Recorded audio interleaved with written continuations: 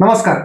जर एखादा प्रियकर असतो, तो त्याच्या प्रेयसीच्या प्रेमात आकंत बुडालेला असतो. त्याची प्रेयसी त्याला वारंवार काही ना काही कोणत्या ना कोणत्या गोष्टीची मागणी करत असते. कधी गिफ्टची मागणी करत असते, तर कधी पैशांची मागणी करत असते, तर कधी सोन्या-चांदीच्या वस्तूंची मागणी करत असते. आणि तो प्रियकर प्रेमात आकंत बुडालेला असतो. आकंत बुडालेला असल्यामुळे तो तिच्या सगळ्या मागण्या पूर्ण करत असतो. त्याला एकच हे असतं, की ही माझ्यासोबत लग्न करणार आहे, ही प्रेयसी माझ्यासोबत लग्न करणार आहे, ही त्याला आशा असते. परंतु तीही त्याला लग्नाचं आश्वासन देत असते. परंतु कालांतराने ती मुलगी लग्नास नकार देते. तो प्रियकर हताश होतो. त्याला त्याचं जीवन संपवावंसं वाटतं. जीवनात काही आपले अर्थ राहिलेले नाही असं त्याला वाटायला लागतं. पण मित्रांनो, अशा वेळी हताश व्हायचं नाही. अशा वेळेस काय करायचं आपण?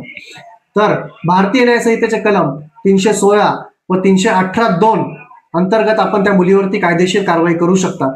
या कायदेशीर कारवाईमध्ये त्या मुलीला 3 ते 7 वर्षाची शिक्षा होऊ शकते. धन्यवाद मित्रांनो. मित्रांनो, आपण जर माझ्या